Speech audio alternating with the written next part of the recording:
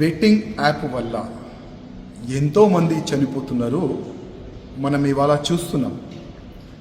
ప్రతి సంవత్సరంకి యావత్ భారతదేశంలో వందల మంది ఈ బెట్టింగ్ యాప్ వల్ల గేమింగ్ ఆడుకుంటా అప్పులు చేసుకుంటా మళ్ళా అదే అప్పులు రిటర్న్ ఇవ్వకుండా వాళ్ళు సూసైడ్ చేసుకుంటున్నారు.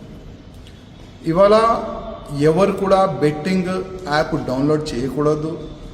ఎవరు కూడా ఈ బెట్టింగ్ యాప్ని సోషల్ మీడియాలో కానీ ఎవరు కూడా దానికి ప్రమోట్ చేయకూడదు. అదేవిధంగా మీడియాలో వచ్చి కానీ టీవీలో వచ్చి కానీ హీరో హీరోయిన్ కూడా వాళ్ళు కూడా ఇట్లాంటి బెట్టింగ్ యాప్స్కి సపోర్ట్ చేయకూడదని ఆల్రెడీ పోలీసు వాళ్ళు కూడా చెప్తున్నారు. ఒకవైపు మన పోలీస్ డిపార్ట్మెంటు బెట్టింగ్ యాప్ వల్ల చాలామంది చనిపోతున్నారు. దీన్ని ఎట్టి పరిస్థితుల్లో ఆపాలని ఒక ఉద్దేశం ఉన్నది. ఇంకోవైపు కొంతమంది ఈ బెట్టింగ్ యాప్కి ట్రాప్ అయి మన పోలీసులే ఈ బెట్టింగ్ యాప్కి అలవాటై వాళ్ళు గేమింగ్ ఆడుతున్నారు.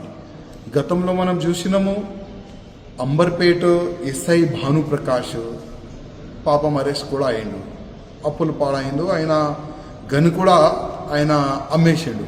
అట్లాంటి కూడా కేసెస్ మనం చూసినాం.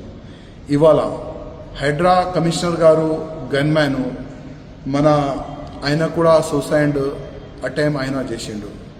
ఇంతకుముందు సంగారెడ్డిలో కూడా ఒక కానిస్టేబుల్ ఇదే బెట్టింగ్ యాప్ వల్ల అప్పుల వల్ల ఆయన కూడా సూసైడ్ చేసుకుండు. చాలా వరకు మన తెలంగాణ కాకుండా యావత్ భారతదేశంలో ఏదో ఒక కోణలో యూత్ కానీ పోలీస్ కానీ చాలామంది ఈ బెట్టింగ్ యాప్కి ట్రాప్ అయ్యి వాళ్ళు అప్పుల పాలన అవుతున్నారు. నేను పోలీస్ అధికారులకి ఒక రిక్వెస్ట్ చేయాలనుకుంటున్నా.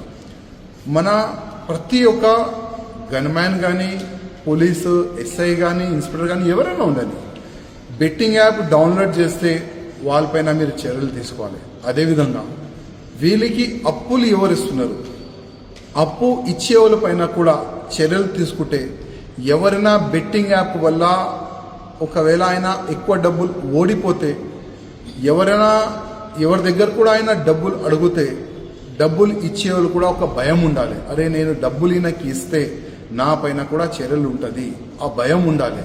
ఎందుకంటే ఇవాళ మనం చూస్తున్నాం, ఒక వ్యక్తి ఆ యాప్ డౌన్లోడ్ చేసిన తర్వాత ఆ బెట్టింగ్ ఆడిన తర్వాత ఎట్లయినా అది మొత్తం ఆన్లైన్ ఉంటుంది. 100% ఆడే వ్యక్తి ఓడిపోతారు. 100% ఆయన పైన అప్పు అవుతుంది.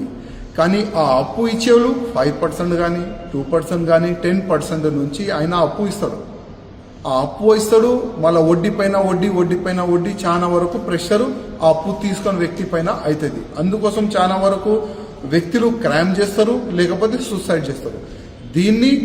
దీన్ని దృష్టి పట్టి ఎవరైనా ఈ బెట్టింగ్ యాప్ పైన ఎవరైనా ఆడితే దానికి అప్పు ఇచ్చే వాళ్ళ పైన కూడా యాక్షన్ తీసుకుంటే చాలా బాగుంటుందని నేను పోలీస్ అధికారులకి ఒక రిక్వెస్ట్ చేస్తున్నాను.